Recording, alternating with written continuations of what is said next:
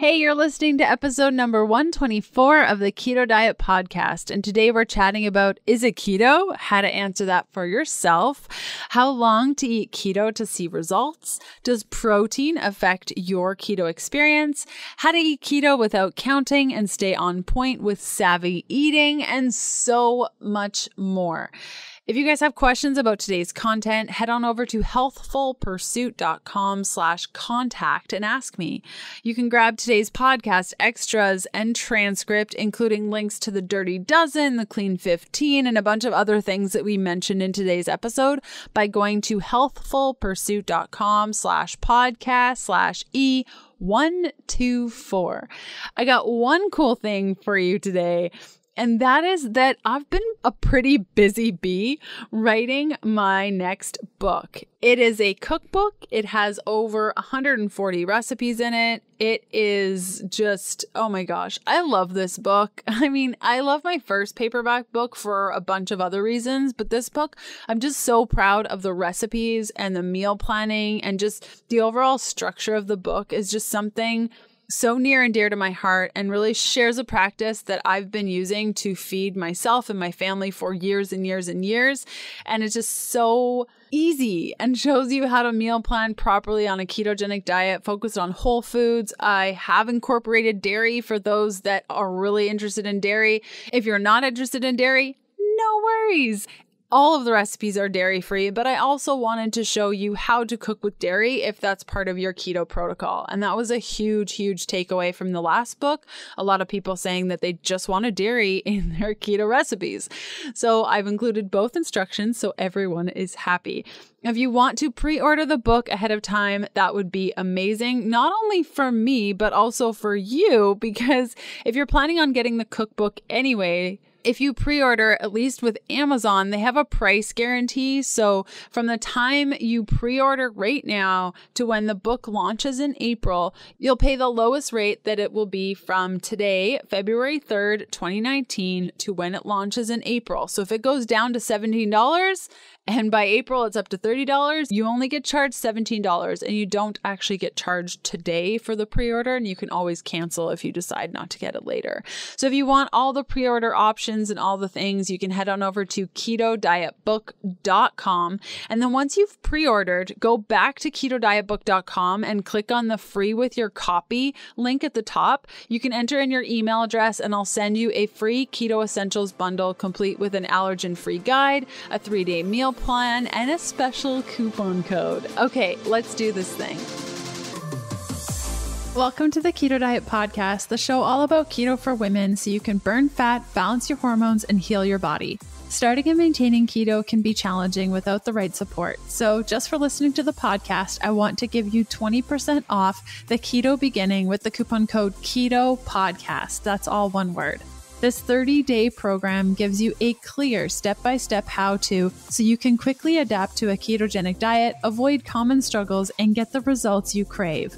Go to healthfulpursuit.com/begin to get your Keto Beginning discount today.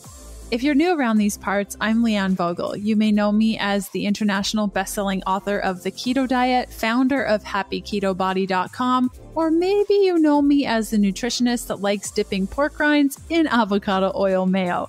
I'm so glad you're here with me today. Thanks so much for listening.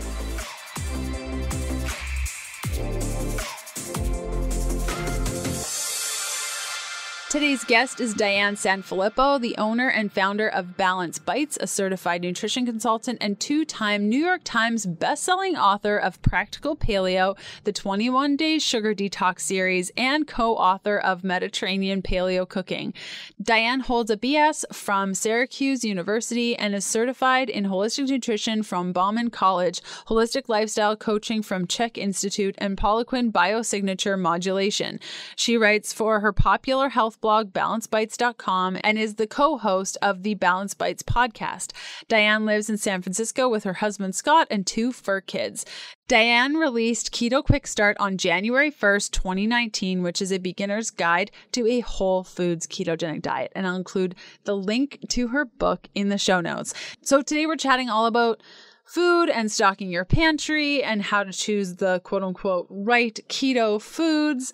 So if you have a copy of my program, The Keto Beginning, check out pages 83 to 85, where I've outlined everything about the keto pantry and quality food and how to choose what's right for your family. And I also talk about keto ingredients and what to be wary of on pages 86 to 88 of The Keto Beginning. So you can grab your copy if you don't already have one by going to healthfulpursuit.com/begin. Okay, let's jump over to this interview. Hey, Diane, how's it going? Good. How are you? I'm so good. Thanks for coming on the show. This is so great. I'm so excited that we're actually getting a chance to do this. This is I'm thrilled. Cool. Okay. That's amazing. That's so cool. And it means so much coming from you. It's pretty exciting to be able to chat with you on the show. Well, thank you. I don't even think I'm a blogger anymore. If I write a blog post, I'm like, you guys, I wrote a blog post. So I feel like I've abandoned my blogging camp for a while and I feel like I need to get back there, but eventually life happens, books happen. You're not the first guest this week to tell me that same thing of like, I just want to, maybe like write a blog post, because who does that now? It's all there's something so great about like sitting down, and starting and also finishing something like in one sitting that I think we don't get to do when we write books. I mean, it's such a great thing and a privilege to write a book, but at the same time, you're like, I just want to push a thing out into the world a little faster than many, many months. And anyway. And all the blood, sweat, and tears that go into it. Totally. So I wanted to chat with you today about struggles and myths and things that are going on in keto that are quite hot topics. But before we get to that, I like to ask all of our guests this question: what does keto mean to you? So I think about this in two different ways. One, I think about the word keto, ketosis, ketogenic as a metabolic state, obviously. And a lot of people ask, like, is a certain food keto? Is it not keto? And I'm like, well, the food can't really be keto or not. It's just whether or not it promotes your body getting into ketosis. And that's the end of the story, because ketosis is a metabolic state. So, from the scientific point of view, that's what I think about ketosis. From the practical side, which is really where kind of my sweet spot is, and I spend, 90% of my time living in the practical, it's eating foods that are low carb and avoiding high carb, high sugar foods so that we can promote fat burning. And that's really it. I don't personally concentrate on or focus on ketones. I will do some testing just to be like, I think I'm in ketosis, and kind of like check and see if I'm right. But I really go by feel. And I think that teaching people to go by feel tends to work better in the longer term, because looking for numbers and not paying attention to what your body is telling you, I think can be kind of a slippery slope. So that's what it means to me. Cool. I love it. Okay. So getting into the hot topic pieces, and you mentioned one, and I want to kind of blow that out a bit, is the whole, is it keto? Because I posted a picture recently of carrot sticks with Primal Kitchen ranch dressing, and I don't even know what else. And I got a bunch of hate mail being like, but that's not keto. Stop eating carrots. Thoughts? I'm kind of laughing because as someone who came up from the paleo scene and we had paleo police, it's like, now you're getting the keto police. And I think that's kind of funny. And I also feel like I'm a bit shielded from that because people haven't known me as a keto person for the last however many years, when truthfully, when I was writing Practical Paleo, I was eating keto paleo. I just wasn't talking about it because nobody was really talking about it. Maybe a couple of people, sorry, there's like a hair or something. I'm not crazy. I'm like, there's something, I don't know if my nose is dripping or whatever. Shake it off. So I was eating keto paleo when I wrote Practical Paleo, but I just didn't talk about it. And in fact, when I got to the end of writing that book, I was like, I should probably add some more carbs to this because people are going to accidentally be eating low carb. And it wasn't really what I was aiming for, but that's how I was eating. And I was tracking my macros to some degree while I was doing that. And so the idea of, is it keto? I think people get trapped in that mindset or that question or that, I don't know, it's like this paralysis of, can I have? They're looking for permission and also honestly looking for gray area, because when we give people a really hard and fast set of rules, like this food is keto and this food isn't, naturally for a lot of people, it promotes this idea of like, well, I want the forbidden thing.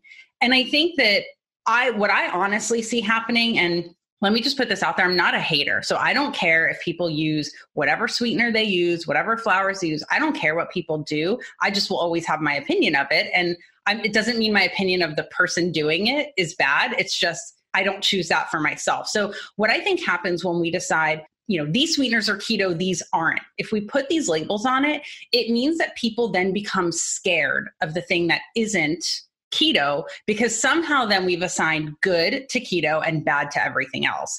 And I think what we also do is scare people into thinking that if it's not keto, it's not healthy.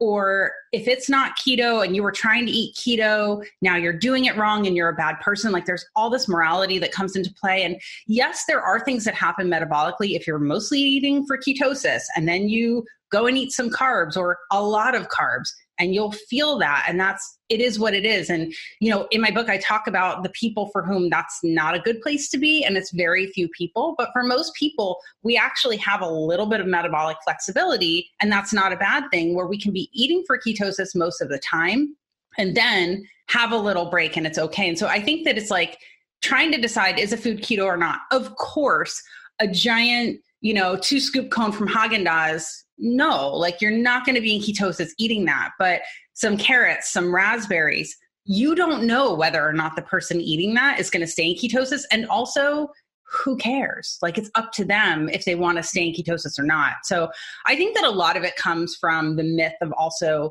eating for ketosis or being in ketosis is the only way to lose body fat. And that's a really big myth, because I'm like, did y'all miss Jane Fonda all through the 80s? It's like people can lose body fat a lot of different ways. But my case for keto is that for those of us, and I put myself in this category, for those of us who find it much more enjoyable and comfortable and easy to be eating low carb and feel good most of the time, after the first week or two of that transition, not having cravings, not being super hungry, for a lot of us who struggle eating the other way that many people feel fine eating, which is, low fat, high carb, this feels a lot better. It's easier. It's easier for us to say, okay, I'm eating this and now I'm done and I don't feel like going crazy. And it does promote sustained, safe, long-term fat loss for that reason. So I think that there's a lot of myths packed up into that. And yeah, that's kind of where it begins, is I think this good, bad, keto is the only way to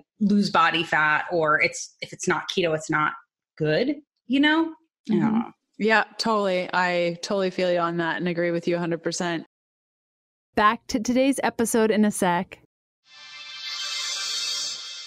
Some people choose to do plant-based keto and others do carnivore-based keto, and I'd like to think I'm somewhere in the middle, loving meat and plants. I thrive on the right kind of animal protein from healthy animals that get treated fairly, have happy lives on pasture, and are raised ethically. This is why I choose to eat grass-fed and finished beef, free-range chicken, heritage-bred pork, and wild fish. I'm so happy I can get all of these options from ButcherBox, a meat subscription service I've used since 2016. Listeners of the show get a free filet mignon, pack of bacon, and $10 off their first box, plus free shipping from now until the end of February 2019. You can head on over to butcherbox.com/keto diet to order your first box and get your free filet mignon, bacon, and $10 off your first order. Okay, back to today's episode. So you mentioned, your body thrives on less carbohydrates. What's your relationship with carbohydrates now? What are your thoughts on incorporating carbohydrates? Because you said, of course, if you eat a huge Haagen-Dazs ice cream, then your ketones will suffer. But do you feel like carbs have a place on a ketogenic diet for some people, or kind of what's your thought around that? So I look at this a couple different ways. I think if somebody is trying to experience short-term, high level of benefit, then kind of being a little more rigid or a little bit more strict can be beneficial. And when I say short term, I mean 3 to 6 months, because I don't think we can really see much change in 3 weeks or 4 weeks. You can definitely start to change your habits in that much time. You can get used to buying different foods. You can get used to building your plate differently. You can get used to how you feel. But I think that for actually seeing benefits, it takes much longer, minimum of about 12 weeks. And so this idea of whether it's going to be short term Or are you looking at a lifestyle change? Or are you not sure? And I think it's okay to not be sure. I think you can tackle it short term, be a little more strict short term, and then observe how you feel about it. So for me, if I'm eating strictly keto for, 3 weeks, 4 weeks, I hit a point where I'm like, okay, well, it's summer and I kind of want some cherries because they're in season. And the idea that this real whole food is off limits forever seems crazy to me. And as somebody who, again, like I don't have type 1 diabetes, and I'll talk about that in a second, but I have that metabolic flexibility where, you know what, if one day a week I want to have some more carbs, I'll have them. And then I think it's important to observe, how do I feel after that? Do I feel, and mentally and physically, right? Like emotionally, mentally, physically. Physically, if it was some cherries, I probably don't feel anything one way or the other, like good. I probably feel pretty good. And that's really it. If it was a bunch of gluten-free cookies or cookie dough or something like that, I probably enjoyed it in the moment. And I probably don't feel so great for a couple of days after. But what I think giving people this sort of break, I don't call it a cheat day or any of that, but this break in the rigidity, I think promotes a better balance long-term for a lot of people. And it does for me. So this way, if I'm eating, pretty keto Monday to Friday, and I'm like, oh, I kind of like Instagram. I'm like, I will blame Instagram for all the cookie cravings. You should, because I do too. It is a problem.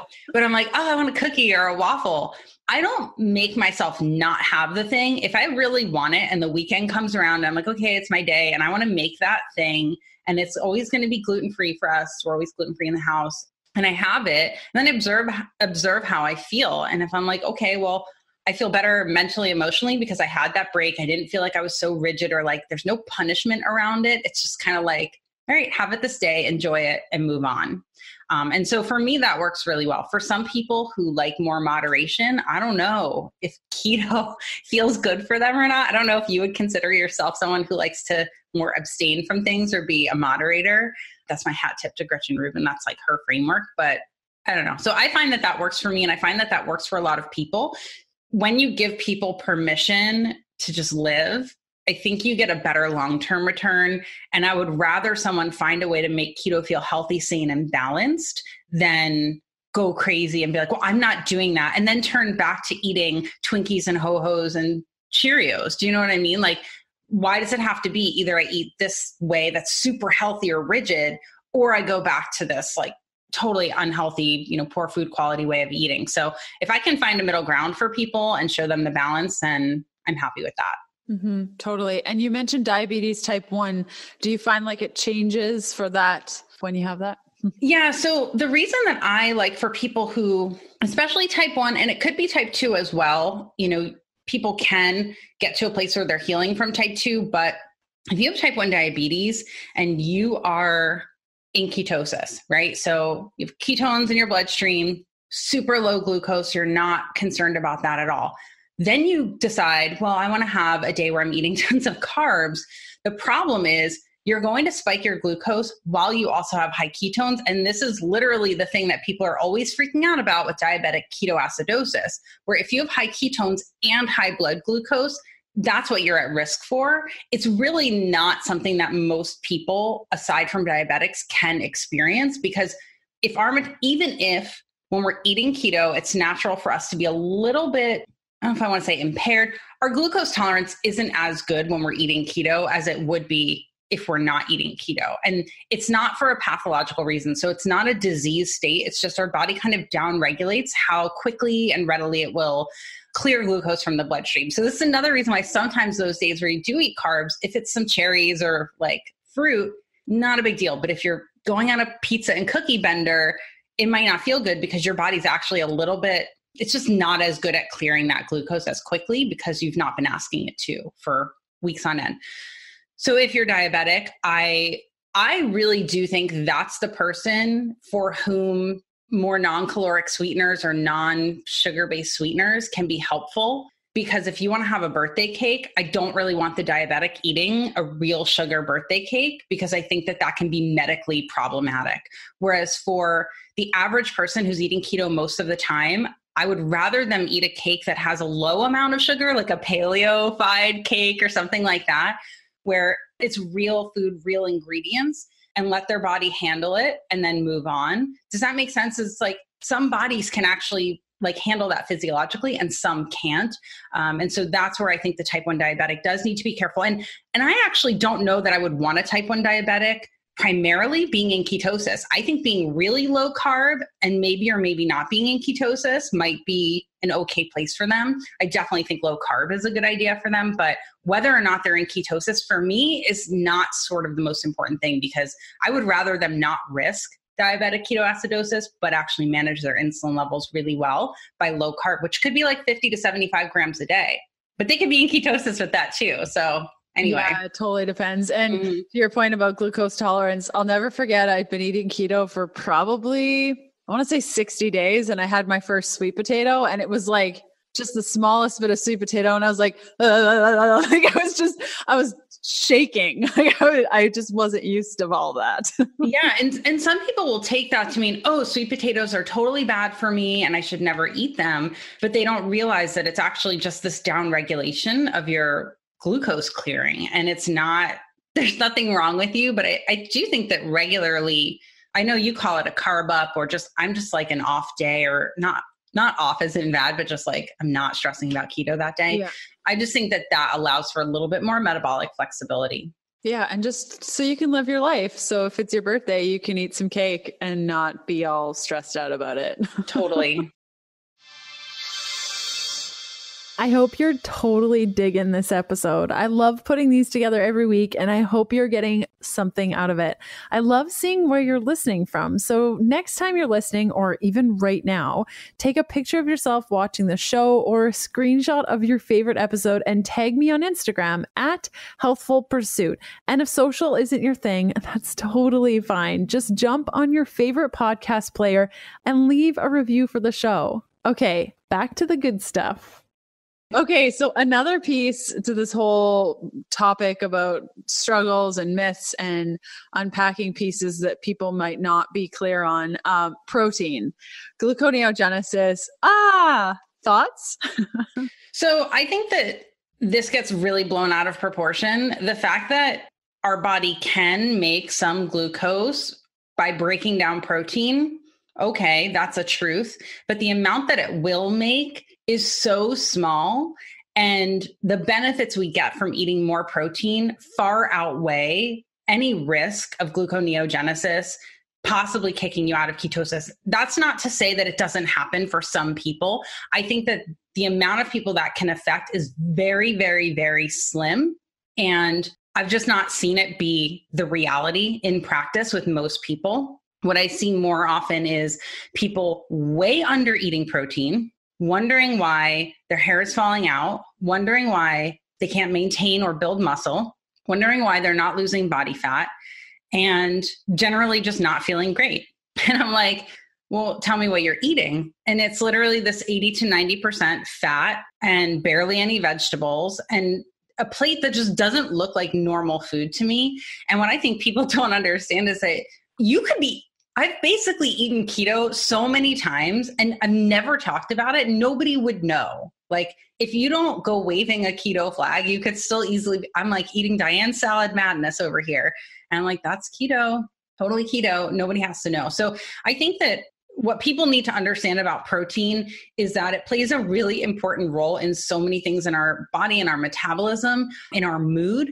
So people who are just saying, like, I'm feeling irritable, I'm feeling depressed, I'm not sleeping well, we actually need protein for all of those things to be working optimally. We need amino acids in really good amounts. We need it for proper liver function. So we know that we rely on our liver to work us through ketosis. We know that we rely on our liver to detoxify whatever's coming into the body. And we rely on our liver to just maintain our metabolism in general, if there is any glucose that it's dealing with. And again, like working through fat to get to ketones, like we need our liver to do that. Amino acids are the base for helping our liver, along with minerals and B vitamins and all of that. But I just think that somehow the idea got spread about minimal protein. And while I think that might be applicable, again, if your metabolism is not really working great and you're really trying to get into ketosis, or for a therapeutic ketogenic eater, which is the way I describe it in Keto Quick Start, it's like a therapeutic ketogenic eater could be someone with a neurological condition. Maybe it's a child with epilepsy or an adult with epilepsy, someone who's really trying to target healing their own neurological condition for a period of time, keeping the protein a bit lower and seeing how that works. And then I think upping it again is a good idea. It's just what I see in practice. And I bet that a lot of people who are eating keto, when they get this book and they're like, oh, I should be eating more protein and more green leafy vegetables, and they're not going to feel like junk anymore because they're actually getting what their body needs while not putting in the glucose and the sugar. Yeah, I often wonder how many people stop eating keto because they don't feel well, only because they needed to eat more plants and more protein. I mean, yes, amen. Praise hands emoji or like whatever, like 100%. And people keep saying, oh, if what you're eating is keto, I think I could do that. And I'm like, okay, well, I guess I wasn't going to write this book, Leanne. Like I know when we first met in person, you said your word of advice to me. The first thing you said is, I will never write another book. It's the worst thing ever. And I definitely wasn't going to write a keto book, but I don't write books for myself, like for my own purposes. You know, I don't need this book. I don't even cook from recipes. You're probably the same way most of the time. Yeah. Mm-hmm. Most of us who write cookbooks like never cook from recipes. But when I do, I'm like, oh, that was really good. I should probably do that more often. Yeah. But anyway, I saw the need for my voice. I've done this for almost a decade. And again, it was kind of like low key keto for a decade. And I watched a lot of people who do my 21-day sugar detox, which is kind of a good preliminary thing to try if you want to dabble in keto or you want to try keto, but you're like, I don't know if I could go, cold turkey in one day. The 21-day sugar detox gets people really away from sugar and tons of carbs. It's not a low carb program specifically, but it does lower people's carbs because of the foods that are included and not, depending on, how active you are. But that being said, lots of folks were finishing that and thinking, where do I go from here? And I've pointed them to practical paleo many times, but keto is obviously getting super popular. People are very curious about it. And I was like, listen, I've definitely sent tons of people to your book, but I was like, I have a lot to say about this. Yeah, I was like, I know that you have a sane and balanced and very admittedly, I only looked through your book when it came and I did my interview with you on the Balanced Bites podcast, because as soon as I was like, I'm going to write a book, I don't even know what's in anybody else's book because, you just can't. Yeah, you don't taint your brain. Just do your thing. I just remembered that you had different ways for people to approach it. I don't know how many there were, but I just know that you were not super black and white. And so I've pointed a lot of people to that, and I'll continue to do that. I'll be like, you can get my book and you can get Leanne's. But I just saw a need for, my sane, balanced voice on the topic. And honestly, I know you, even though you're in the keto space, I just know you're not super dogmatic about it. I feel like I'm a soft landing on this topic because I actually don't care if somebody wants to eat keto or not. If you don't think keto is right for you, I'm not going to tell you it is and you're doing it wrong and it should be right if you do it right. I actually don't believe that. I think that some people do really great just kind of eating paleo. I think some people do great eating, gluten-free and eating rice. And I think most people just need to not eat crap. But beyond that, I'm kind of whatever works for you. And so for me, telling people what I think about how to do keto in a healthy, balanced, sane way was, I don't know, I saw the need for it and I was like, okay, here we go. And admittedly, it was supposed to be a really small book, which is why it's called Keto Quick Start. It was going to be 200 pages and then 384 pages later, I was like, I probably should have called it Practical Keto, but I just couldn't do that. I just couldn't. Well, you just get so carried away. My book, The Keto Diet, was just supposed to be a cookbook. And then I just started writing, and then you write more, and then you're like, well, then they need to know this. And then, oh, well, this is important. And then all of a sudden it becomes a 600-page manuscript. Totally. And thank God for editors who are you actually don't need to tell everybody everything you know in one book. And I'm really? Okay, I'm trying. Totally. Back to today's episode in a sec. Today's episode is sponsored by Perfect Keto. Perfect Keto creates the ultimate products for making the keto lifestyle easier and more effective. All of their products are dairy-free, made in the USA, gluten-free, doctor-approved, and use zero fillers. From exogenous ketones to boost your ketone levels for mental clarity, keto bars for a quality fat snack, MCT oil powder for making your coffee fatty and creamy without the dairy, and so much more. You can get 20% off anything in their shop by by going to perfectketo.com/KDP. Use the coupon code KDP for your 20% off anything your heart desires. If you're unsure of the link, simply check out today's show notes for all the details. Okay, back to today's episode. I think another piece that people struggle with, and I'd love to get your opinion on, and we've dabbled a little bit in this conversation about it, is just counting and tracking. And my stance is always, I'm sure similar to yours, of sometimes it's good, sometimes you don't need it, but I'd love to get your thoughts. So, and I'm actually flipping through the book right now because I want to open it up so I have this handy for my own reference, but I have two sort of different frameworks that I present people with. And the first thing is savvy keto. So this is the way I tell people to build a plate, regardless of counting macros or any of that, aside from the fact that, I do give people a list of keto foods and I kind of categorize them by how low carb they are. And they're kind of highlighted green or like dark green for the lowest carb. And then it goes up to red if they're slightly higher carb. But for savvy keto, what I want people to do is build their plate by starting with protein. That's our S. Adequate fat does not mean you add mountains of fat. It just means there's adequate fat there.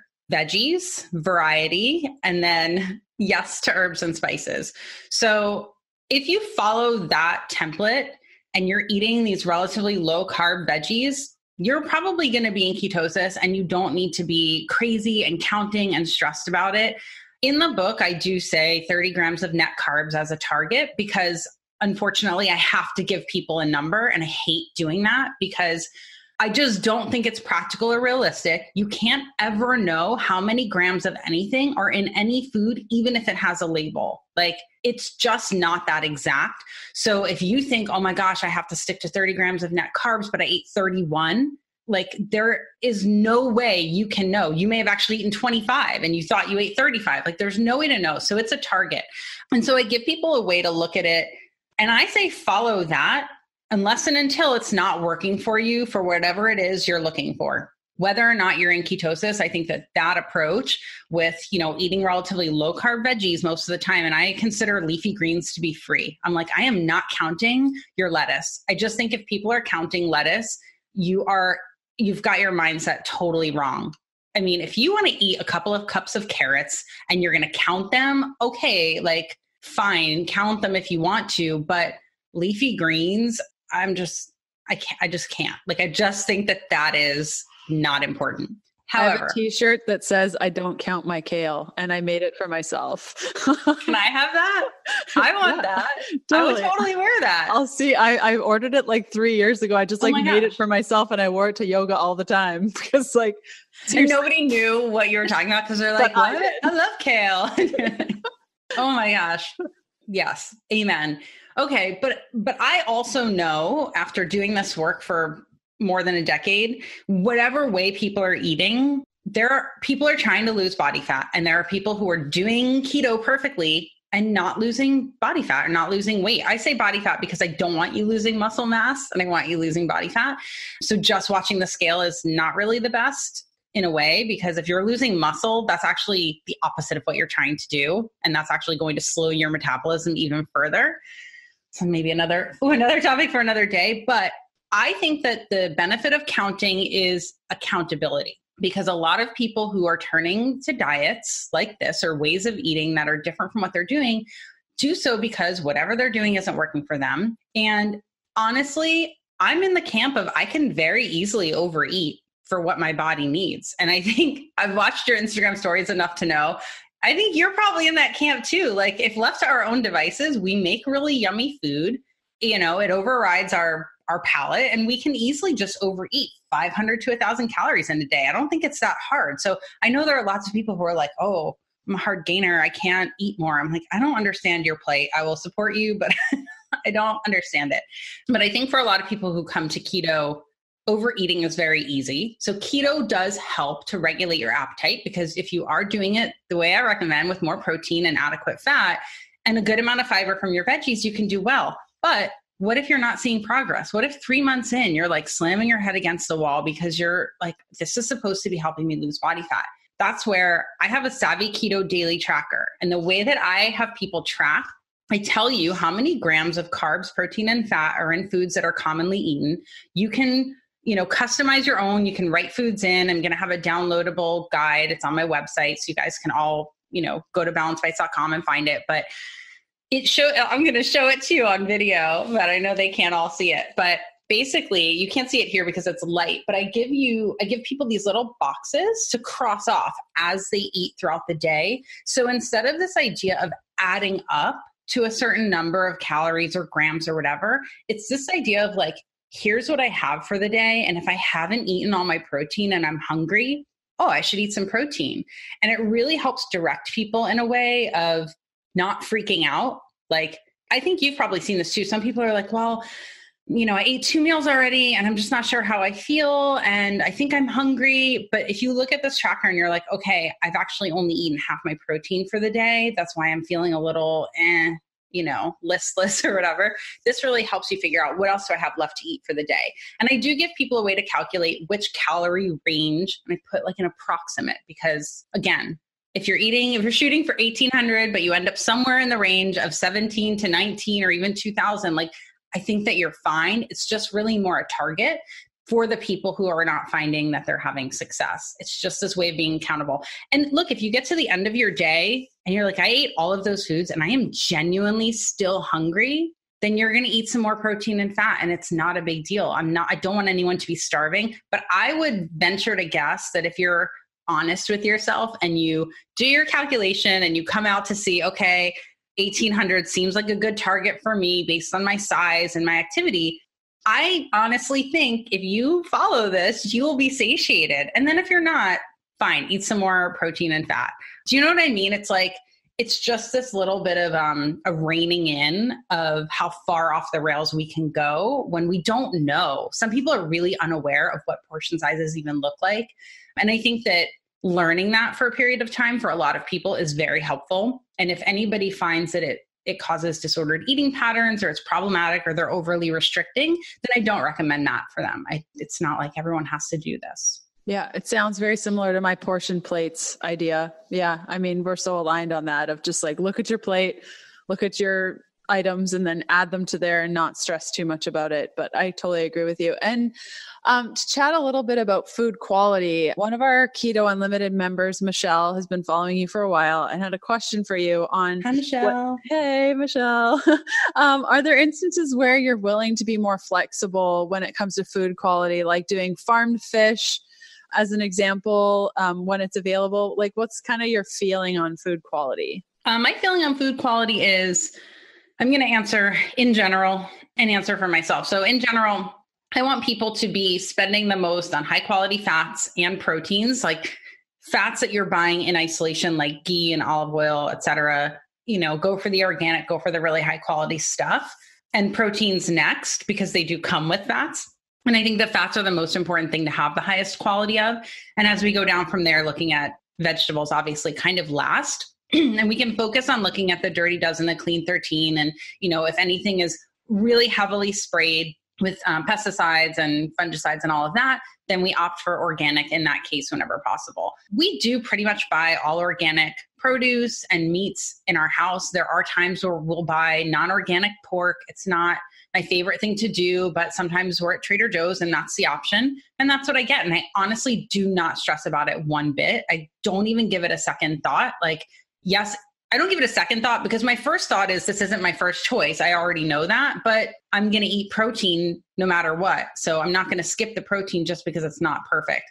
If we can't always get, I don't always buy organic avocados, there's certain things that we don't always get organic. So there's that. When I'm dining out is when there's definitely a lot more leeway. And I just go for the whole foods that I like the most. If it's wild salmon on the menu, I'll usually choose that. But if everything else doesn't look good or it doesn't seem like a healthy choice and it just says salmon and it doesn't say wild, I'm still probably going to choose it because it's my preference. It's just what I like and it's what I want. So I think it's really important for people, because I know this is also a hot topic in the keto world. And I kind of laugh because I'm like totally on the periphery of the keto world. So I was like, I didn't know what some of these things meant, like dirty keto. I was like, that's thing. I don't Dirty really keto, lazy keto. Yeah, there's lots. First of all, those words are so negative, but I think that people want to, or like cheat day for other types of eating. I think that people want to attach these words to absolve themselves of the responsibility of putting real food into their bodies. And again, I'm not a hater. I don't care. Eat whatever you want, but to call it like dirty, I'm like, that's just what you're choosing to put in your body, and giving it a name doesn't actually make it healthier for you or better for you. And it's not an elitist thing. I don't care if people are eating factory chicken and conventional broccoli and, non-organic butter. All of that's still better for the human body. It's more identifiable to the human body than fake food. So I think that that's really where we need to be focused. Like, look, if this idea of eating keto seems intimidating, because I've been through this, right? A decade ago, I had the same conversation about paleo. And I wrote a blog post when I was blogging, are you paralyzed by paleo perfectionism or something like that? And the same could be said for keto. If you're feeling like I can't do keto because I can't afford grass-fed, organic, perfect food, then like take it down a notch. Don't let anyone be overly elitist with you about things, and just choose the best you can in the moment. I think a lot of us talk about food quality in our books. Like I did this in Practical Paleo, and I noticed that other people have done it since then. Again, I don't know like everything that's in people's books, but I give you the baseline of like, here's the baseline quality and here's where to go up from there. And as your budget allows for it, and as you reappropriate what's happening in your life, where you're like, okay, actually, maybe I don't need this expensive car because food's more important to me, or I don't need a gas guzzler SUV, which I love me an SUV. Like, don't get me wrong. I'm not a hater, but if you're like, I don't need to be spending this much money on gas every week because I want to buy grass-fed beef. That's the kind of decision and the way that you shift things over time. One thing I did in Keto Quick Start that I never did in any of my other books, and I'm like, I can't believe I didn't do this before. I have a whole chapter on choosing healthy fats where I actually detail the steps of the thought process of how I choose which is the most ideal fat. And I don't go through this process anymore. It's like, we already know which are the ones that we've landed on. But I think a lot of people don't understand how to differentiate even between something like avocado and olive oil, or, coconut oil and ghee, like choosing between them. How do we prioritize? Like, which is better? So I kind of take people through a five-step process of here's how we decide which is the healthiest, which is the best, what's good for cooking, etc. I can't wait for your book. I mean, I saw a copy earlier, but like to actually feel it and see it. It's different when you can like feel it and see it. I really appreciate that. Because I will say it does feel weird to like not have been in this community and kind of be like, I'm popping in. Hey guys, what's up? But I'm kind of like, I was low key here before. I just didn't really talk about it. But I've been watching. Yeah. None of us really were in the keto community forever. Like all of us started, I mean, I was vegan when I was like, hey guys, I've been eating bacon the last 30 days. Like, so yeah, I think we all got to start somewhere. And I think it gives a good not outsider perspective, but because you're such a good educator, it's so easy to see how you would just slide right into that and be able to explain things in a different way that people just aren't used to thinking of. So yeah. Well, thank you. I really appreciate that. I'm not a words of affirmation person normally, but for you to say that you think I'm a good educator, honestly, like that really makes me feel good. So I appreciate that. Oh yeah. You're really good at it. And where can people find more from you, Diane?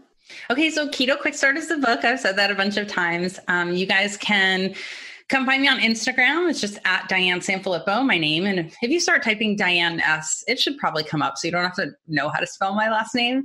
balancedbites.com is my website, and the Balanced Bites podcast. Obviously, you guys like listening to a podcast. I had Leanne on, I don't know, it was a couple of years ago when your book came out.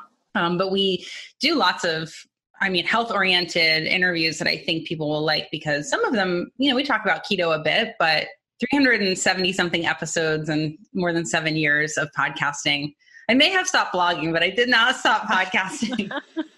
So I think that that's honestly like my favorite way for people to find me, because I feel like they get to know me the best through that and through Instagram and the blog. Cool. Well, thank you so much for coming on the show. We'll include all those links in the show notes today, and can't wait to get my paws on your book. Hey, thank you.